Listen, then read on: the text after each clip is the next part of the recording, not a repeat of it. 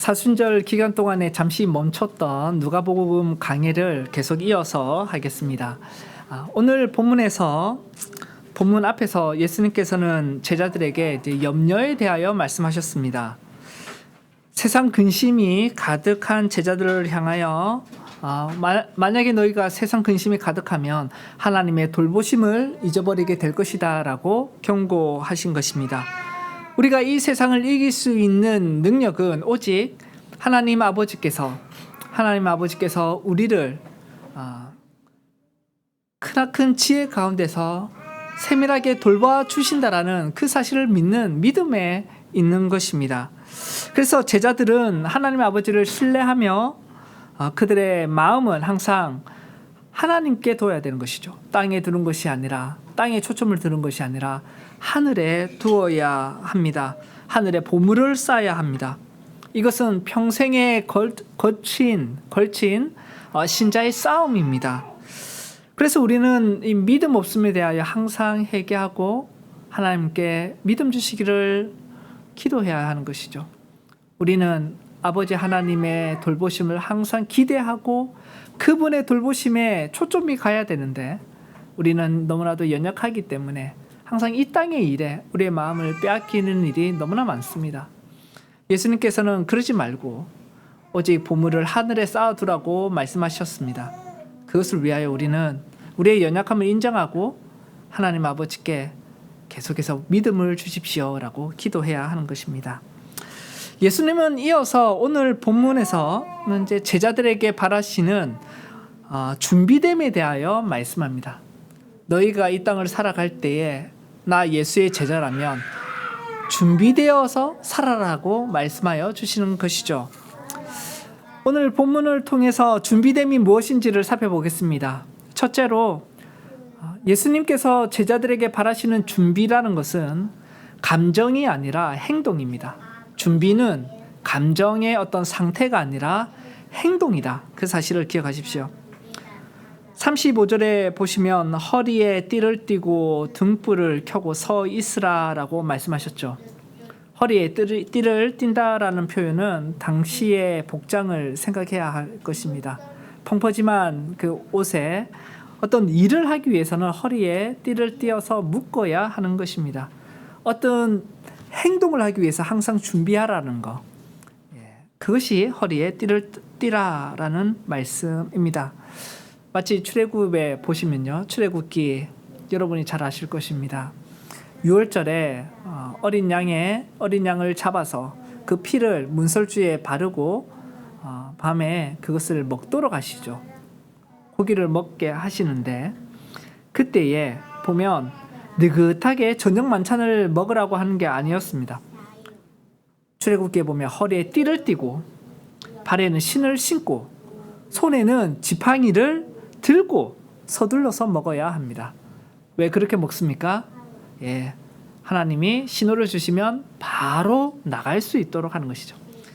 군대를 다녀오신 분들은 5분 대기조 이런 걸 아실 것입니다. 무장을 하고 심지어는 밥을 먹을 때도 있을 것입니다. 왜요? 신호가 떨어지면 바로 나가야 되기 때문에 그런 것입니다. 준비된다라는 것은 그러한 행동을 말합니다. 등불을 켜라라고 또 하셨죠. 등불을 켠다라는 것은 밤이라도 움직일 수 있도록 준비하라는 것이죠. 꼭 낮이 아니라 밤에도 어떠한 상황이든지 행동할 수 있는 준비의 모습을 가르쳐 주는 것이 등불을 켜라라는 것입니다. 유대인들에게 있어서 구약에서 등불이라고 할 때는 어떤 이미지가 있는데 반드시 꺼져서는 안 될 어떤 것을 가리키는 이미지가 있습니다. 그래서 예수님께서 등불을 켜고 나의 재림을 기다려라 라고 했던 그 가르침에는 유대인들에게 있어서는 아마도 어떤 진리의 빛이 꺼지지 않는 것도 마음에 분명히 두고 있었을 것입니다. 성막에는 등불이 항상 켜져 있어야 되는 것이죠. 성막에는 등불이 촛대의 빛이 비춰져 있으므로 하나님께서 진리의 빛을 비춰주신다는 것을 상징적으로 보여주셨습니다.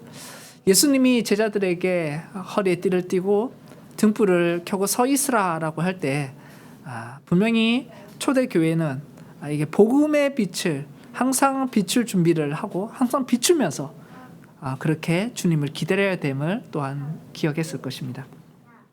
이 모습은 항상 깨어 있어서 준비하는 종의 모습을 보여줍니다. 그래서 준비는 깨어 있음입니다. 똑같은 말로 여기시면 됩니다. 항상 깨어 있으라라는 말은 항상 준비하라입니다. 잠이 들면 바로 행동할 수가 없죠. 졸음운전이라는 것이 그런 거 아니겠습니까? 브레이크를 밟아야 되는데, 핸들을 옆으로 돌려야 되는데 졸고 있으니 그 행동을 할 수가 없는 것입니다. 그래서 사고가 나는 것이죠. 잠이 들어서 행동할 준비가 되어 있지 않기 때문에 그렇습니다. 깨어 있는 사람만 움직일 준비가 된 것입니다. 그래서 성경에서는 준비하라라는 말은 깨어 있으라라는 말씀이죠. 따라서 준비라는 것은, 성도가 준비한다는 것은 마음의 상태가 아닙니다. 내가 마음에 준비가 되었어. 그것은 예수님이 말씀하시는 것이 아니라 행동이 준비입니다. 많은 사람들이 이렇게 생각합니다. 나는 믿음이 있다. 그러니까 나는 준비되었다. 나는 기독교의 신앙을 가졌다. 그러니까 나는 예수님이 오실 준비가 되었다. 그러나 예수님은 이렇게 물으시는 것이죠. 너가 믿음이 있냐? 그게 아니라 너는 어떻게 행동하고 있냐? 너는 어떻게 살고 있냐라고 물어보시는 것입니다. 왜냐하면 준비라는 것은 마음의 상태가 아니라 행동이기 때문에 그렇습니다. 여러분 준비되어 계셨습니까? 준비되어 있으십니까? 여러분은 지금 어떻게 행동하고 있습니까? 그러니까 예배를 준비하는 마음, 이런 것도 그냥 마음의 상태가 아니라 예배를 준비하는 행동입니다. 주보에 나와 있는 묵상전, 예배전 묵상 글도 읽으시면서 그렇게 십계명을, 내가 오늘 사제 10계명 붙들고 기도하는 그 순간에 어떤 기도를 중점적으로 할까, 이렇게 주보에 나와 있는 것을 묵상하며 준비하는 것이죠. 준비는 행동입니다. 준비는 행동이다. 여러분은 신자로서 어떤 행동을 하고 계십니까? 어떤 삶을 살아가고 계십니까? 허리에 띠를 띠는 거, 허리에 띠를 묶어라, 행동이죠. 행동. 그리고 등불을 켜라, 행동입니다. 마음의 상태가 아닙니다. 삶이 중요한 것입니다. 그래서 예수님 오시기를 준비한다는 말은 예수님이 오실 때까지 우리의 삶을 형성해내는 것입니다. 이렇게 준비된 자에게 주시는 하나님의 복이 있습니다. 37절 38절에 보시면 예수님이 정말 놀라운 말씀을 하십니다. 37절을 제가 한 번 더 읽겠습니다. 주인이 와서 깨어 있는 것을 보면 그 종들은 복이 있으리로다. 내가 진실로 너에게 이르노니 주인이 띠를 띠고 그 종들을 안치고 나와 수종 들리라. 주인이 혹 2경이나 혹 3경에 이르러서도 종들이 그같이 하고 있는 것을 보면 그 종들은 복이 있으리로다. 만약 주인이 올 때 종이 깨어 있는 것을 보면 복이 있는데, 왜냐하면 그 주인이 오히려 종의 모습을 해서 주인을 기다리고 깨어 있던 종들을 섬겨주신다라는 것입니다. 이것은 현실에서 일어나는 일은 아니죠. 현실적으로 종과 주인의 모습은 절대 아닙니다. 혹이나 당시에 너그러운 주인이 있다 할지라도 종을 섬기는 종이 되는 주인은 없습니다. 어떤 회사든 일하고 있는 노동자들에게 기업의 고용주가 너그럽게 해줄 수 있죠. 좋은 복지 제도를 주고 또 상여금도 많이 줄 수 있습니다. 그렇다 해서 그 기업의 오너가 그 노동자에게 종의 역할을 하지는 않습니다. 노동자가 시키는 거 뒤치다거리 하지 않습니다. 이 세상에서는 종과 주인의 관계 가운데 이러한 묘사는 절대 없습니다. 오너는 오너고 주인은 주인이고 종은 종일 뿐입니다. 근데 지금 예수님이 다시 오실 때의 모습을 말씀해 주시는 것이죠. 예수님이 다시 오실 때 깨어있는 신자들을 향해서 예수님이 우리를 앉혀주시고 우리에게 종의 모습으로 섬겨주신다. 그러므로 정말 복이 된다라고 말씀하시는 것입니다. 사랑하는 성도 여러분, 신자의 섬김이 완벽하겠습니까?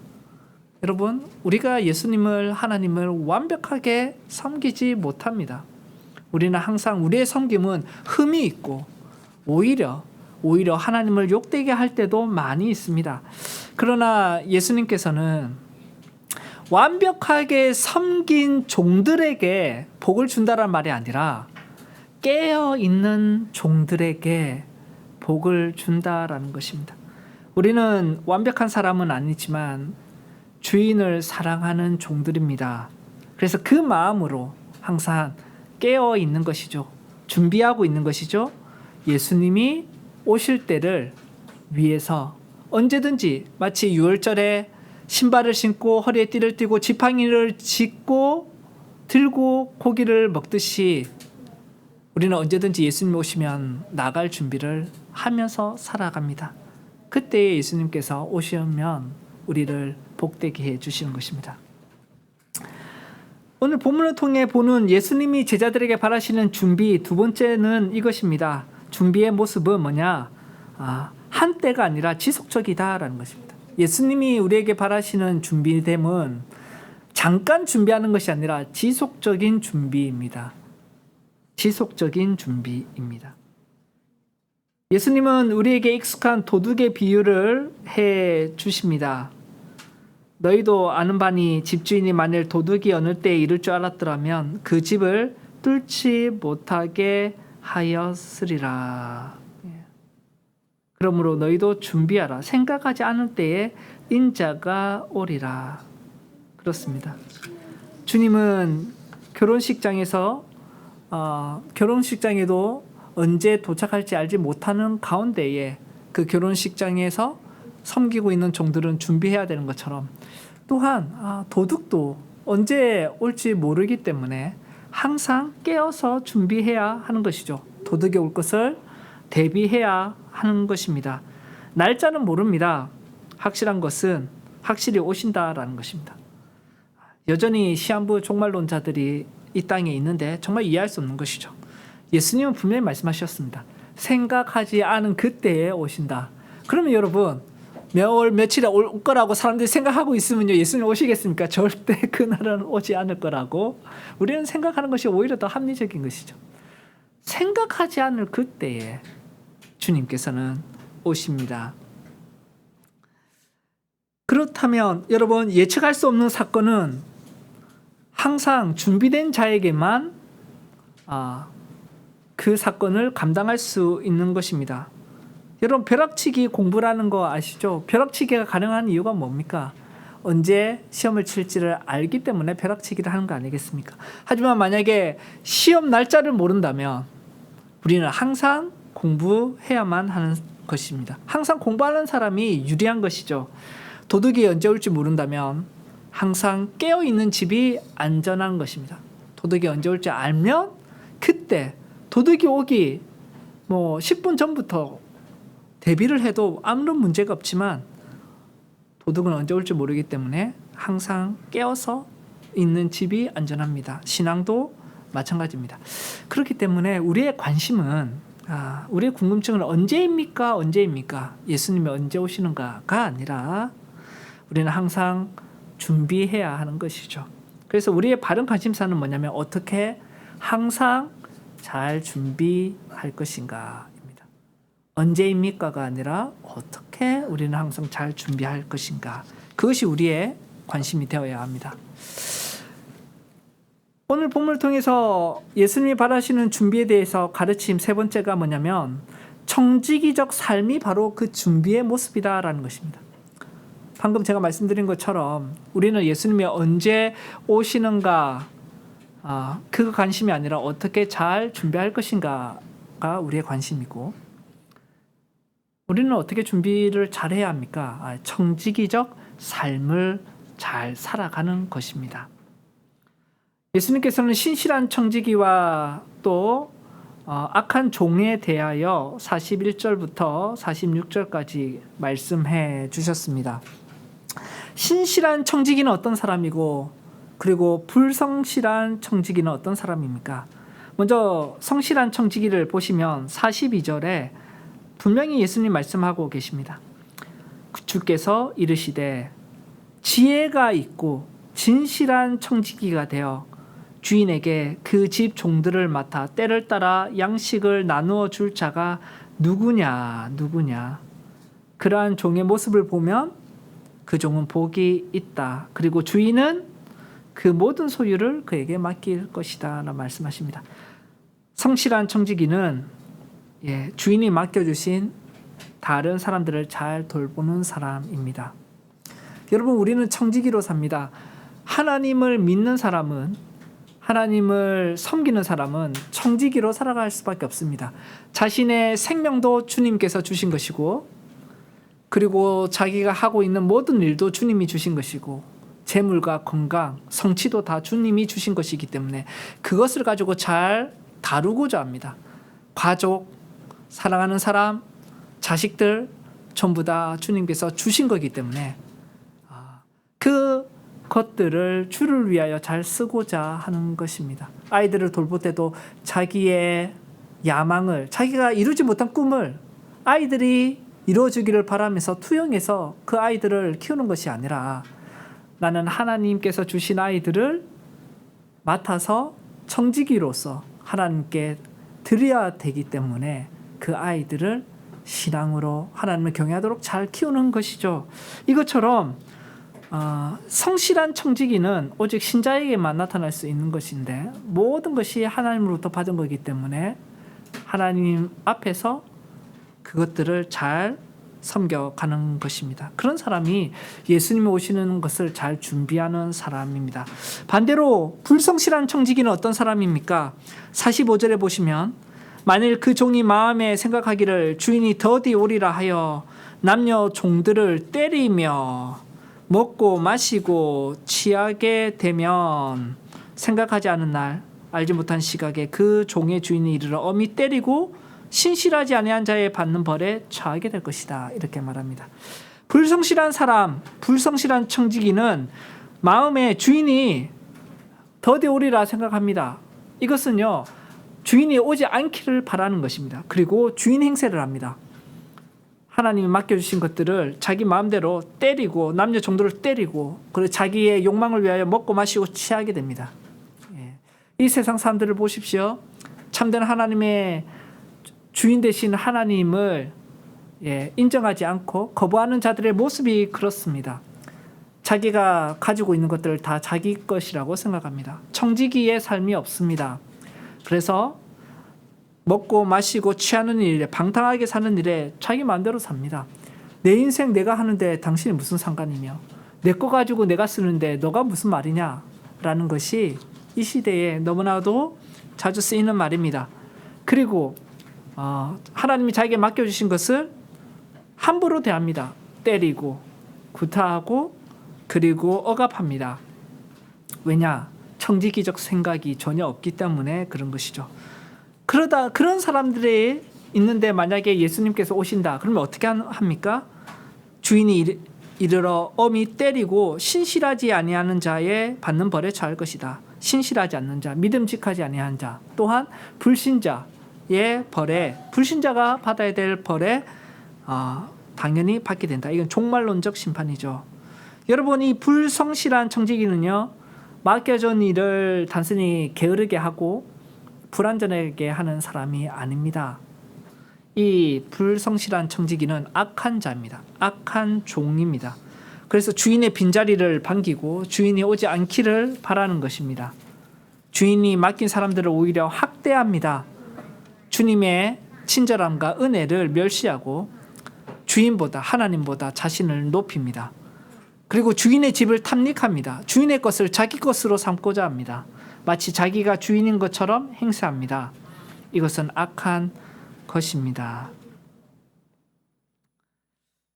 여러분, 이제 우리는 주인의 뜻을 온전히 들었습니다. 그러니 준비해야 되겠죠. 47절에 주인의 뜻을 알고도 준비하지 아니하고 그 뜻대로 행하지 아니하는 종은 많이 맞을 것이요, 알지 못하고 맞을 일을 행하는 종은 적게 맞으리라. 물은 많이 받은 자에게, 은혜를 많이 받은 자에게는 하나님이 많이 요구할 것이고, 은혜를 적게 받은 자에게는 적게 요구하며, 많이 맡은 자에게는 많이 달라고 분명히 하십니다. 여러분 천국에도 등급이 있듯이 영광의 등급이 있습니다. 우리가 다 같이 천국에 가지만 다 똑같이 천국에서 영광 가운데 있는 거 아닙니다. 순교자의 영광이 다르고 또 그냥 비실비실하게 교회만 다니다가 어쩌다 그래도 믿음은 가지고 살다가 천국 간 사람들 영광이 분명히 다르겠죠. 천국의 영광이 다르듯이 또한 하나님의 책망에도 등급이 분명히 있음을 우리는 기억하고 준비해야 합니다. 우리는 잘 배운 사람들입니다. 여러분 이 시간에 하나님의 진리를 들었습니다. 예수님이 오실 때 어떻게 우리가 준비해야 되는가 들었기 때문에 우리는 그것을 잘 책임감을 가지고 잘 준비해야 되는 것이죠. 결론 및 적용입니다. 여러분 본문의 메시지를 정리해서 한번 적용해 보겠습니다. 우리는 준비된 삶을 살아야 합니다. 예수님이 제자들에게 바라시는 준비는 삶의 상태다. 어떤 깨어있는 인생이다. 행동이다. 라는 사실을 배웠습니다. 그리고 우리는 항상 준비되어야 합니다. 어느 때가 아니라 일시적으로 준비되는 게 아니라 우리의 삶은 항상 동일해야 합니다. 언제 오시는지 주님이 언제 오시는지 알 수 없기 때문에 그렇습니다. 그리고 셋째로 준비는 청지기적 삶을 사는 것입니다. 이것이 재림을 준비하는 모습입니다. 그래서 예수님의 재림을 준비하는 것은 광신자들처럼 열정주의가 아닙니다. 회사도 안 다니고 모든 걸 삶의 모든 일들 책임도 다 벗어버리고 주님을 기다리는 그런 광신자의 모습이 아닙니다. 또한 미지근하게 주님 오시는 것을 생각지도 않고 살아가는 그러한 미지근한 삶도 아닙니다. 청지기의 삶입니다. 청지기의 삶은 주어진 삶을 성실하게 살아가는 것입니다. 하나님이 주신 것들 책임감 있게 부지런히 주님을 주인으로 모시고 주의 영광을 위하여 살아갑니다. 이러한 제자의 삶을 위해서 우리는 어떻게 준비하기 위해서 우리는 개인이 노력해야 하고 또한 공동체가 노력해야 합니다. 개인이 노력해야 하고 공동체적으로 노력해야 합니다. 개인적으로 깨어있음의 실천을 말씀드리겠습니다. 정교도 목회자 토마스 보스톤이라는 분이 계시는데 그분이 깨어있음의 실천적 방법이라는 주제로 설교 말씀을 전한 것이 있습니다. 제가 그 내용들을 잠깐 조금 단순화해서 설명해 보겠습니다.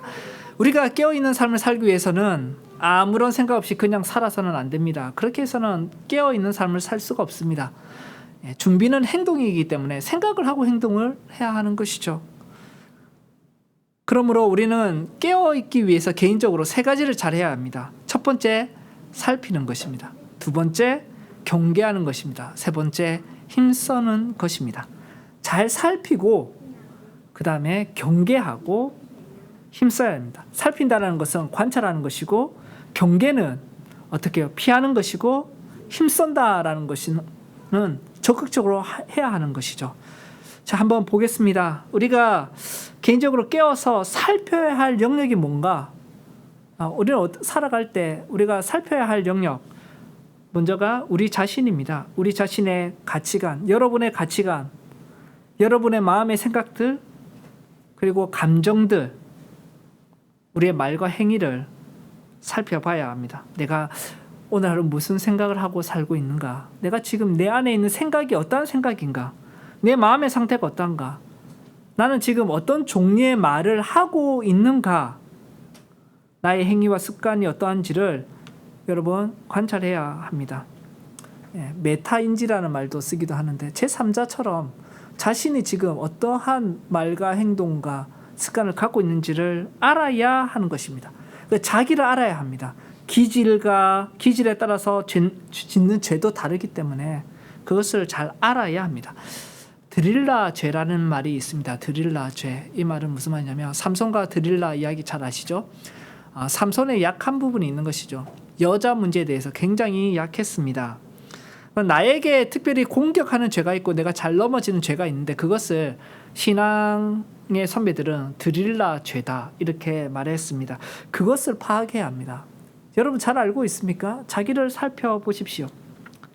우리 자신을 잘 살펴볼 뿐만 아니라 하나님이 주신 은혜도 잘 살펴야 합니다. 하나님이 나에게 어떠한 은혜를 주셨는가? 그것을 레이더를 항상 작동해서 파악해야 합니다. 하나님의 은혜를 알아야지 깨어 있는데 도움이 되는 것이죠. 그 다음에 의무도 우리는 항상 살펴야 합니다. 은혜 받은 자로서 의무를 살펴야 되죠. 생각하십시오. 하나님이 은혜를 주신 이유는 은혜는 선물인데 선물을 주신 이유는 그냥 주신 것이 아니라 기대가 있는 것입니다. 은혜 받은 자의 의무가 있습니다. 많이 받은 자에게 하나님이 많이 요구하십니다. 그래서 내 의무가 뭔지를 먼저 알아야 돼요. 그래서 내가 뭘 해야 하는가? 하나님 나에게 맡겨주신 것이 무엇인지를 파악을 하시라라는 것입니다. 내가 지금 성취하고 있는 것이 무엇인지도 파악해야 됩니다. 살펴봐야 합니다. 나는 지금 어떤 종류의 인생의 열매를 맺고 있는지를 깨어서 살펴봐야 하는 것이죠. 하늘의 보화를 쌓고 있는지 아니면 땅의 보화만을 쌓고 있는지를 그 일에만 몰두하고 있는지를 생각해야 합니다. 자, 살펴보았습니다. 그러면 이제 뭐 해야 됩니까? 피해야 할 것은 피하고 힘써야 될 것은 힘써야 되는 것이죠. 피해야 될 것, 경계해야 될 것, 우리가 나의 죄를 욕망과 나의 부패한 성향, 쉽게 이끌리는 죄, 앞서 말한 드릴라 죄를 파악했다면 그것을 경계하십시오. 그것을 경계해야 합니다. 내가 어떤 죄를 잘 짓는지를 파악한다면 그런 상황이 안 되도록 내 삶의 환경을 만들어야 됩니다. 그래서 내 죄를 그리고 나를 유혹하는 것들을 경계하고 피해야 합니다. 쥐레박 표시를 해야 합니다. 쥐레박 표시가 있을 때 가면 안 됩니다. 나는 안 밟겠지 그런 거 아닙니다. 여러분 숯불을 몸에 품고서야 어떻게 옷이 타지 않겠냐라는 말씀이 있습니다. 숯불을 몸에 품으면요 당연히 타게 됩니다. 여러분 죄의 유혹과 죄의 상황을 벗어나는 것이 가장 중요합니다. 그리고 악의 활동을 경계하십시오. 사탄이 우는 사자와 같이 삼키자를 찾고 있고 여러분도 당연히 그 대상입니다. 그러므로 경계해야 합니다. 그리고 악한 사람들을 또한 경계해야 합니다. 멀리해야 됩니다. 내 주위에 악한 친구가 있다면 나를 하여금 하나님으로부터 멀리하게 만드는 친구들이 있다면 여러분 경계하십시오. 나를 타락하게 만드는 사람들이 있다면 멀리하십시오. 멀리해야 하는 것입니다. 그리고 힘쓸 것이 있죠. 세 번째, 깨어서 힘쓸 것 무엇입니까? 저는 세 가지를 말씀드립니다. 성령님을 의지하는 일에 힘쓰십시오. 성령님을 의지하는 일에 힘쓰십시오. 그래서 항상 깨어있는 사람은 성령의 임재를 사모합니다. 하나님 나와 동행해 주십시오. 내 마음과 생각을 주장해 주십시오. 하나님 내가 하는 일에 능력을 주십시오. 그렇게 우리는 성령님을 의지하고 사모해야 됩니다. 그 일이 뭐냐? 제가 항상 강조하는 말씀과 기도입니다. 하나님 만나고 싶습니까? 인쇄되어 있는 종이책을 펼치십시오. 이 책은 성경은 그냥 동화책이 아닙니다. 일반 책과 다릅니다.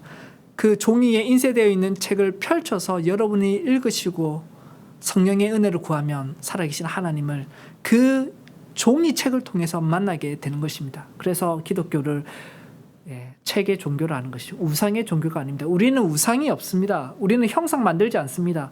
이것이 예수님이고 이것이 하나님이고 이런 형상 없습니다. 이 교회 어디에 있습니까? 다만 우리에게는 하나님의 말씀, 성경이 있고 이 성경을 펼침으로 이 하나님의 복음이 해설될 때 설교되고 강설될 때 우리는 하나님을 만나는 것입니다. 그리고 기도해야 하는 것이죠. 성령 안에서 기도하십시오. 그러면 하나님 만납니다. 우리가 깨어서 힘쓸 거, 성령님 의지하는 거, 또 하나가 뭐냐면 하나님의 섭리를 생각하는 일에 힘써야 합니다. 항상 여러분 우울한 일을 많이 일어날 수 있습니다. 의심과 또 내 삶의 영적인 어두움, 극심한 고단, 또 병든 일, 내가 원치 않는 일이 벌어졌을 때 깨어있는 사람은요 하나님의 섭리를 생각합니다. 내 인생이 하나님의 손안에 있구나. 내 인생이 하나님의 손안에 있구나. 하나님이 지금까지 나를 돌봐주시고 이끌어주시고 내 인생을 하나님께 맡겼으니 하나님이 이 폭풍의 순간도 피하게 해 주실 거다라는 것을 믿어야 하는 것입니다. 우리가 고난 당할 때 어떤 이들은 하나님 있으면 나에게 왜 이 고난이 있겠느냐, 그래서 하나님이 없다라고 하는데, 여러분 생각해 보십시오. 그럼 하나님이 없으면요, 방법이 있습니까? 아니요. 하나님이 계셔야지 그나마 소망이 있는 것입니다.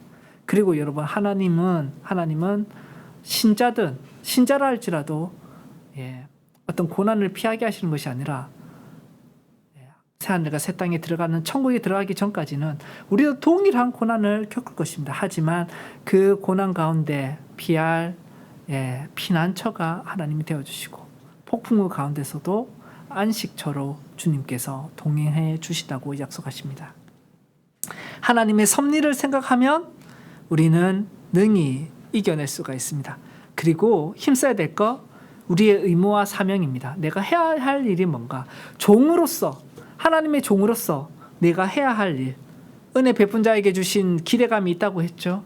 그 은혜를 주여 우리가 헛되게 보내지 아니하고 날마다 성실히 의무를 다합시다.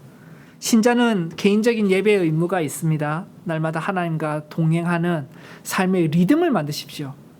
아침에 일어나면 기도하고, 그리고 뭐 하고, 그리고 자기 전에 기도하고, 밥 먹을 때는 내가 하나님을 찾겠다라는 기도. 이처럼 하나님과 동행하는 삶의 리듬을 만드십시오. 리듬이 없는 자는 잠든 자입니다. 여러분, 삶의 리듬이 있습니까? 내가 언제 기도하고, 내가 언제 하나님의 말씀을 읽겠다, 하루에 한 장은 읽겠다. 혹이나 힘든 일 가운데 그것을 못한다 할지라도 때로는 너무 지쳐서 까먹을 수도 있는데, 하지만 이 리듬이 결심이 없는 자는 잠들어 있는 자입니다. 저도 삶의 리듬이, 의무를 여러분이 인식해야 하고, 그 의무를 잘 할 수 있도록 피할 것은 피하고, 그리고 애를 써야 하는 것이죠. 그래서 여러분, 자기 전에 기도를 하지 못하는 분들이 있다면, 내가 자기 전에는 항상 휴대폰을 멀리 하겠다, 책을 가까이 하겠다, 성경을 가까이 하겠다, 그렇게 이제 생각해야 할 것입니다. 지금까지 개인적으로 깨어 있음을 대해서 이렇게 배웠습니다. 그러면 이제 공동체적으로 깨어 있음의 실천을 잠깐 말씀드리고 말씀을 맺도록 하겠습니다. 공동체적으로도 우리가 깨어 있음을 실천해야 합니다. 존 오웬이라는 분이 히브리서 강의에서 이렇게 말했습니다. 주님이신 그리스도께서는 같은 교회나 공동체에 속한 지체들이 서로를 살피고, 또 몸 전체가 지체들을 살펴 그들의 덕을 세우도록 정하셨다. 그런 관습이 많이 사라진 것은 기독교의 수치이자 몰락이 아닐 수 없다. 아주 오래전에 말씀하셨던 분인데, 그 당시에도 교회는 항상 그런 것 같습니다. 주님께서는 우리가 서로를 돌보도록 정하신 겁니다. 그 신앙생활은 혼자 하는 거 절대 아닙니다, 여러분. 혼자 신앙생활에서 천국에 가면 천국에서 혼자 살 겁니까? 천국에 간다라는 것은 하나님의 백성 안에 들어오는 것입니다. 구원은 하나님의 백성 안으로 들어오는 것입니다. 함께, 하나님의 백성이 함께 예배드리고 살도록 주님께서 정하셨습니다. 함께 있을 때에 신앙을 유지할 수가 있습니다. 그래서 여러분, 갈라디아서 6장에 보면 너희가 짐을 서로 지라라고 했죠. 짐을 서로 진다라는 것은 함께 가라라는 것입니다. 서로 짐을 지지 아니하고 신앙생활하는 사람은 사실은 잠들어 있는 사람입니다. 온전히 청지기적 삶을 살아갈 수가 없습니다. 공동체적으로 깨어 있어서 서로 짐을 지는 그런 실천의 모습이 뭔가 세 가지가 있어야 합니다. 첫 번째가 대화입니다. 그리고 권고이고 서로 돌아봅니다. 여러분, 교회에서 대화를 많이 해야 됩니다. 그게 출발점입니다. 그리스도 안에서 참된 것을 말하는 것, 대화부터 그 공동체의 속속감이 시작되는 것이죠. 그리고 대화하고 공동체는 서로 권고합니다. 바로 세워주는 것이죠. 바로 잡아주는 것입니다. 물론 바로 잡고 세워줄 때에는 선함이 가득해야 되고, 또 성경의 지식이 넘쳐나야 됩니다. 그래서 성경의 가르침으로 서로를 세워줘야지, 그냥 사회의 선배로서 인생의 경험으로 권고해서는 안 됩니다. 그래서 교회는 하나님의 말씀이 가득하여서 또 선한 마음으로 서로를 권고해 나가야 하는 것입니다. 그리고 또 서로 돌아보는 것이죠. 서로 돌보아야 하는 것입니다. 여러분, 우리의 눈을 예수님께 고정시켜 줄 형제가 필요합니다. 혼자 있으면 길을 잃어버립니다. 장거리 운전을 할 때 조수석에서 누군가가 깨어서 졸고 있을 때 알려줘야 되죠.